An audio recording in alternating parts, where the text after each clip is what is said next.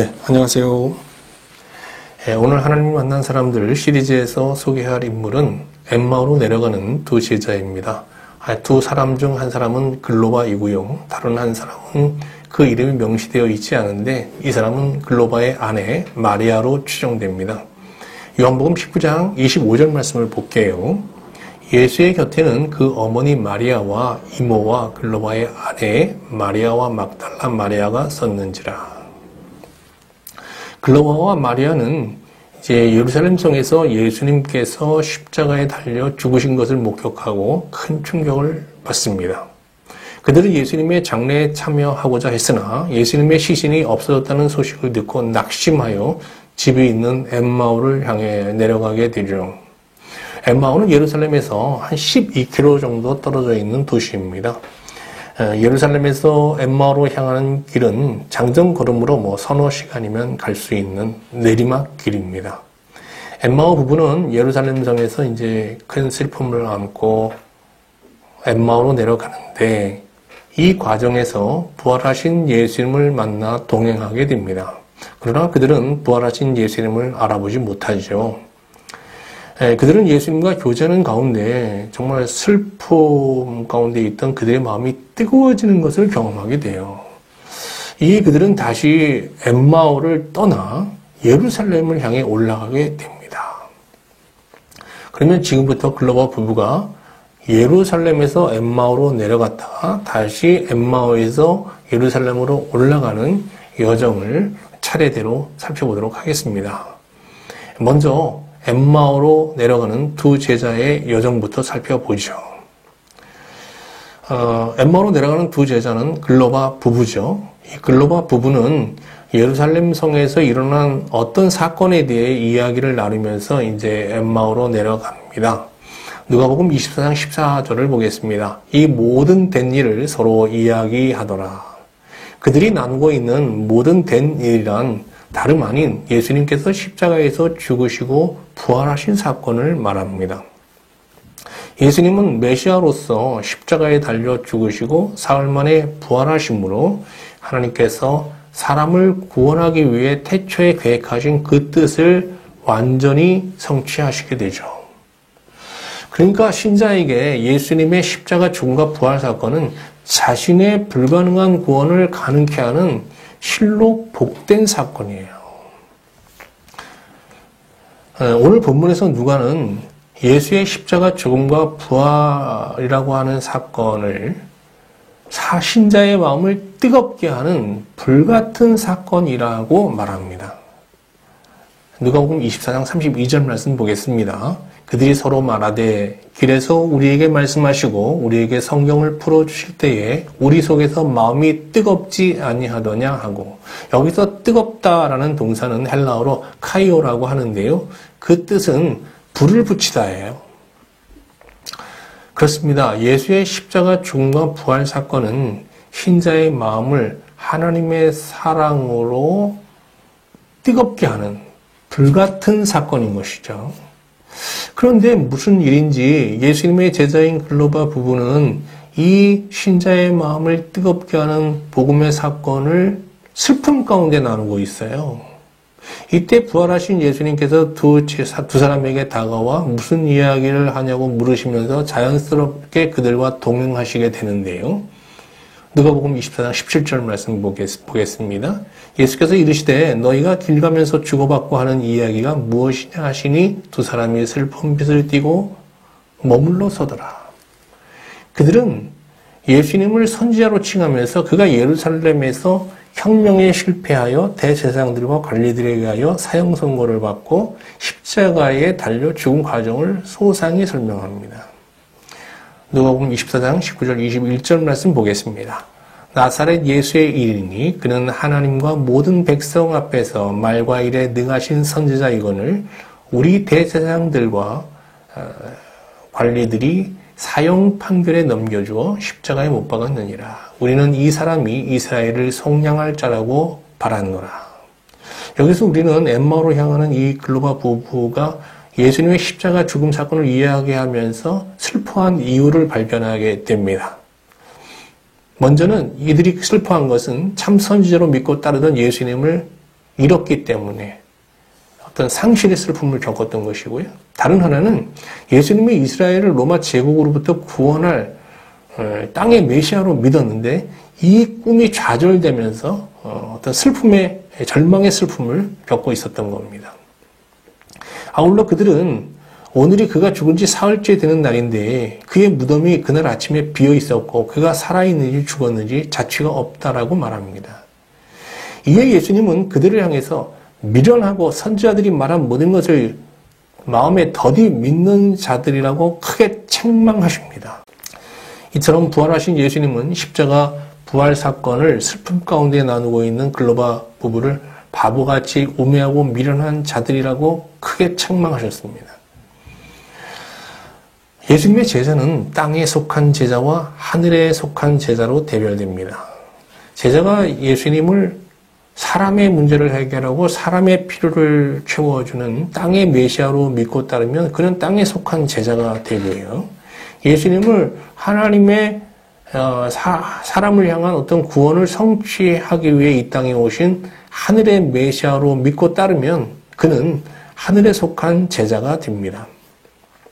생전 예수님은 자신을 따르는 제자들에게 선지자들의 예언의 말씀을 하나하나 그들에게 이제 상기시키면서 자신이 땅에 속한 메시아가 아니라 성경이 계시하는 하늘에 속한 메시아임을 여러 차례 가르쳤습니다. 그럼에도 불구하고 다수의 제자들은 글로바 부부처럼 말이죠.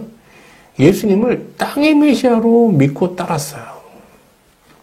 앞에서 언급한 대로 제자들에게 예수님의 십자가 죽음과 부활 사건은 하나님의 보좌를 향해 나아갈 수 있는 길을 열어주는 그야말로 최상 최고의 복된 사건 아닙니까? 그러나 글로바 부부에게서 보는 것처럼 예수님을 땅의 메시아로 믿고 따르는 신자에게 예수의 십자가 사건은 받아들이기 힘든 슬픈 사건이자 이게 패배 사건으로 인식되는 거고요. 또 예수님의 부활 사건은 믿기 어려운 의문의 사건으로 인식되는 겁니다. 예수님은 글로바 부부의 이 믿음 없음을 책망하신 후 다시 구약 성경에 계시된 메시아와 관련된 선지자들의 예언들을 하나씩 이제 그들에게 상기시키면서 예수는 땅의 메시아가 아니라 하늘로부터 온 메시아임을 분명하게 그들에게 말씀하십니다. 누가복음 24장 27절 말씀을 볼게요. 이에 모세와 모든 선지자의 글로 시작하여 모든 성경에 쓴 바 자기에 관한 것을 자세히 설명하시니라. 물론 글로바 부부는 부활하신 예수님을 여전히 알아보지 못하는 가운데 예수님으로부터 이제 가르침을 받습니다. 글로바 부부는 엠마오를 향하는 도상에서 그들에게는 예수님이 아니라 어떤 낯선이겠죠. 낯선이로부터 이제 성경에 계시는 메시아에 대한 얘기를 이렇게 배우면서 집에 도착하게 됩니다. 집에 도착한 글로바 부부는 이 낯선이를 통해서 배우는 이 메시아에 대해서 더 알고자 이제 그를 집에 초대해서 이제 식탁 교제를 나누게 되는데요. 예수님은 식탁 교제에서 떡을 들고 감사 기도를 드리신 후 이를 떼어 글로바 부부에게 나누어 주십니다. 누가복음 24장 30절을 볼까요? 그들과 함께 음식 잡수실 때에 떡을 가지사 축사하시고 떼어 그들에게 주시니. 여러분 뭐가 연상되세요? 예수님께서 마지막 날 밤 제자들과 마지막 만찬 자리에서 이렇게 떡을 떼면서 성찬식을 거행했던 것이 연상되죠. 그러니까 예수님은 부활하신 예수님은 글로바 부부 집에서 그들과 식탁 교제를 나누시는 가운데 즉석에서 성찬식을 거행하신 거예요. 이 성찬이라는 게 뭡니까? 예수님의 죽음과 부활의 의미를 아주 실제적으로 시각적으로 보여주는 의식이잖아요. 글로바 부부는 예수님의 가르침과 성찬을 통해서 비로소 예수님께서 십자가에서 죽으신 것은 패배의 사건이 아니라 하나님의 큰 구원을 성취하는 이게 복종의 사건이었다는 것을 깨닫고요. 나아가 예수님께서 죽은 자 가운데서 부활하심으로 하나님께서 자기 백성들에게 약속하신 그 구원이 온전히 이루어졌음을 이제 깨닫게 된 겁니다. 이처럼 예수님을 하늘의 메시아로 그들이 깨닫고 이제 예수님을 다시 바라보게 되는데요. 이때 예수님께서 자취를 감추십니다. 누가복음 24장 31절을 보겠습니다. 그들의 눈이 밝아져 그인 줄 알아보더니 예수는 그들에게 보이지 아니하시는지라. 여기서 우리는 글로바 부부의 눈이 밝아지자 예수님께서 바로 사라지신 이유를 묻게 됩니다. 그 이유는 뭘까요? 예수님께서 글로바 부부가 자신을 알아볼 수 있게 되자 바로 자취를 감추신 이유는 말이죠. 복음의 목적을 훼손하지 않기 위함이에요.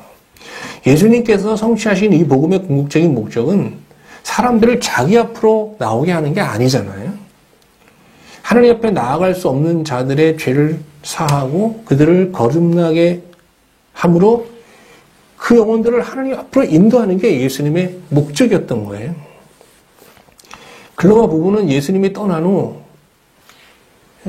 슬픔 가운데 있던 그들의 마음이 예수님께서 친히 전해주신 복음과 예수님께서 거행하신 그 성찬식에 참여하는 가운데 하나님의 사랑으로 뜨겁게 불타고 있음을 알게 돼요.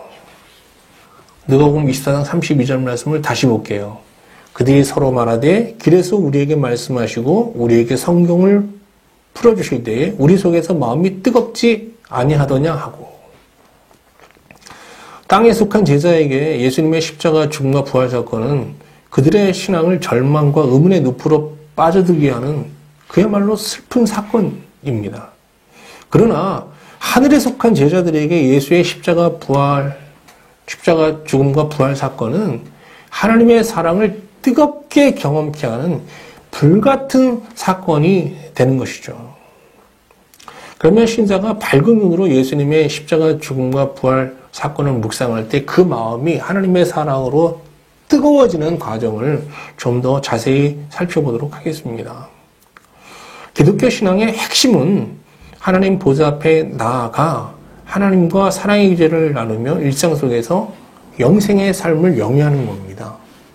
신자가 하나님 보좌 앞으로 근데 나아가기 위해서는 반드시 십자가라는 관문을 통과해야 됩니다. 십자가 앞에 나아가야 하나님 보좌 앞에 이를 수 있는 거죠.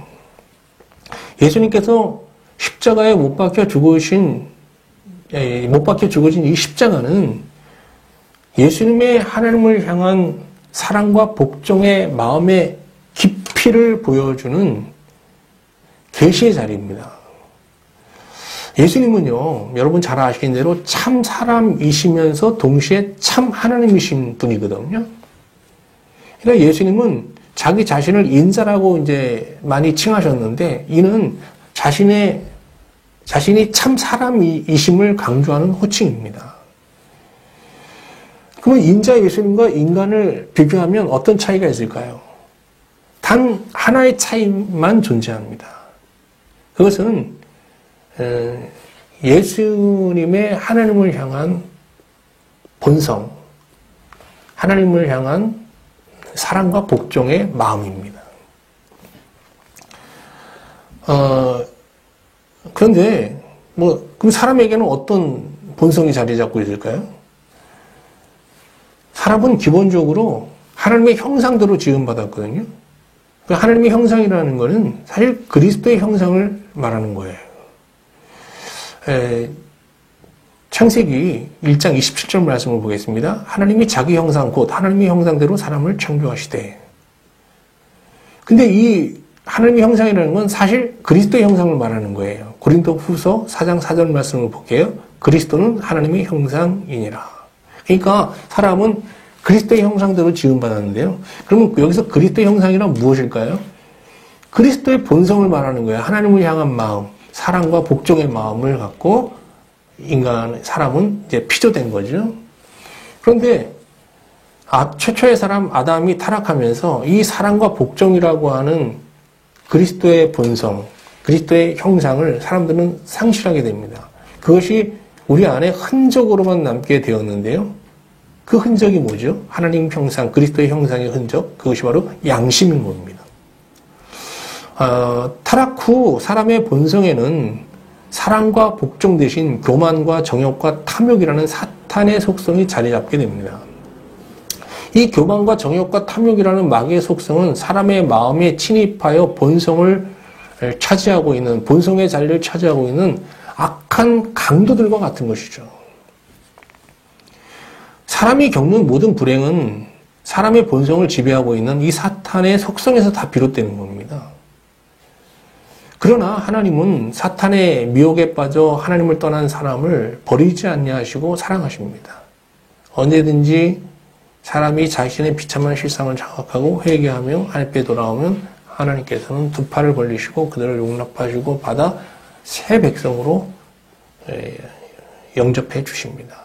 그러나 아쉽게도 자기의 비참한 실상을 자각하고 하나님께 돌아오는 자는 없습니다. 이에 하나님께서는 하나님의 형상 자체이신 자기 아들 예수를 세상에 보내시게 됩니다.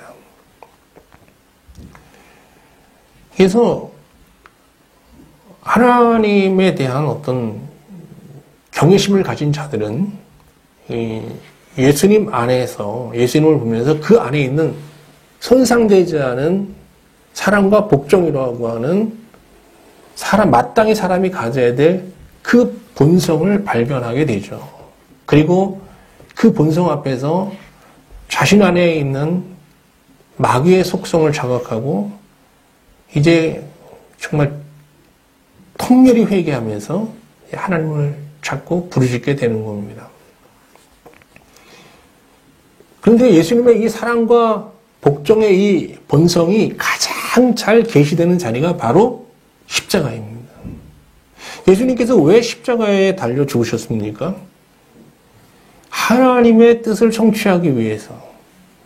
그래서 하나님을 사랑하고 복종하는 마음으로 십자가에 달려 죽으신 거거든요. 그러니까 예수님은 십자가에 달려 죽기까지 하나님을 사랑하고 하나님께 순종했던 그런 분이신 거예요. 그러므로 신자가 십자가 앞에 나가게 되면요, 그 예수님이 보여주시는 그 완전한 사랑과 복종이라는 그 본성 앞에서 자신을 온전히 이제 성찰하게 되면서 막 통렬하게 회개하게 되는 거거든요.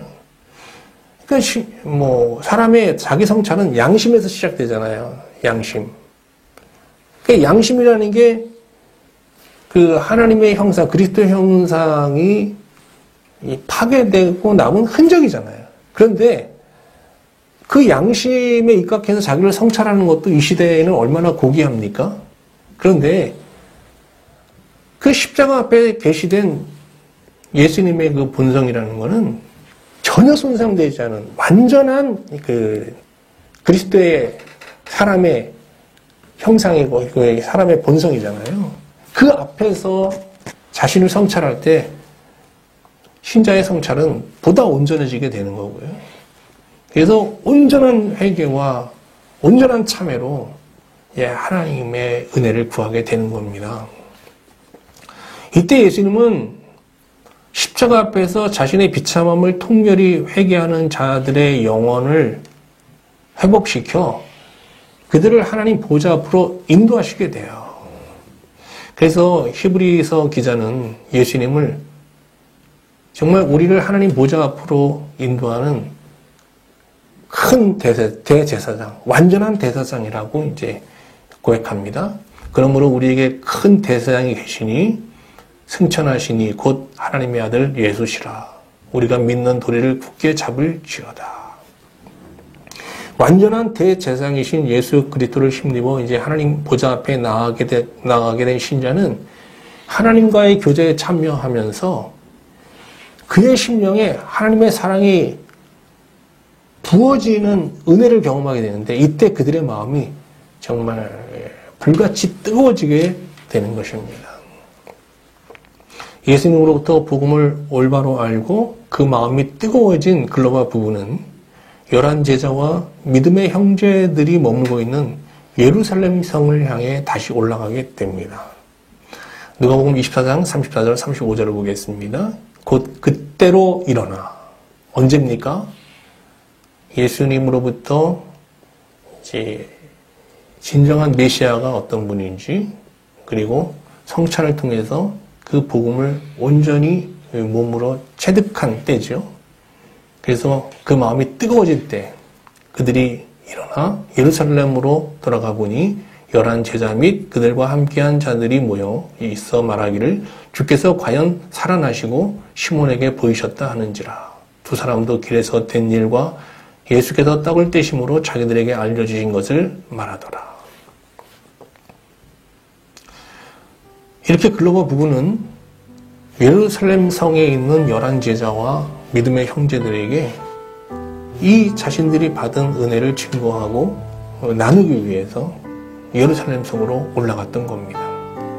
그리고 글로바 부부는 이 예루살렘 성 마가다락방에서 120성도와 함께 예수님의 말씀대로 정말 아버지가 약속하신 그 성령 받기를 기도하는 가운데 성령 충만의 은혜를 받고 최초의 교회를 이루는 일원이 되는 그런 영광을 누리게 되죠.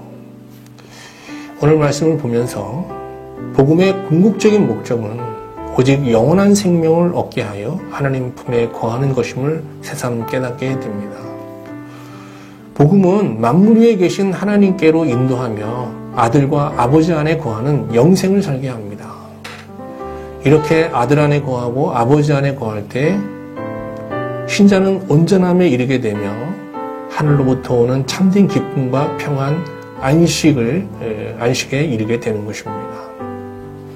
요한복음 17장 23절, 24절 말씀을 보면서 말씀을 마치도록 하겠습니다. 곧 내가 그들 안에 있고 아버지께서 내 안에 계시어 그들로 온전함을 이루어 하나가 되게 하려 함은 아버지께서 나를 보내신 것과 또 나를 사랑하심 같이 그들도 사랑하신 것을 세상으로 알게 하려 함이로소이다. 아버지여, 내게 주신 자도 나 있는 곳에 나와 함께 있어 아버지께서 창세전부터 나를 사랑하심으로 내게 주신 나의 영광을 그들로 보게 하시기를 원하옵나이다. 기도하시겠습니다. 하나님, 오늘 말씀을 보며 우리가 엠마오로 내려가는 두 제자처럼 예수님을 땅의 메시아로 믿고 있는 것은 아닌지 묻게 됩니다. 성령 하나님, 이 시간 우리로 예수님께서 사랑과 복종의 마음으로 달려 죽으신 십자가 앞에 나아가 마귀의 속성으로 더러워진 심령을 통렬하게 회개할 수 있는 겸비한 심령을 허락하여 주소서. 성자 하나님, 이 시간 통렬히 회개하는 우리의 영혼을 불쌍히 여기시어 하나님과 친밀한 교제를 나눌 수 있는 하나님 보좌로 우리를 인도하여 주소서. 성부 하나님, 예수 그리스도의 은혜를 힘입어 보좌 앞에 나온 우리를 용납하시고 코로나19 재난으로 인해 상처나고 냉랭해진 우리의 심령에 당신의 사랑을 부어 주소서. 그리함으로 이 한 주 하나님의 사랑으로 불타는 뜨거운 마음으로 지치고 상한 심령들에게 복음을 전하며 나누는 영생의 삶을 살게 하소서. 예수님의 이름으로 기도합니다. 아멘.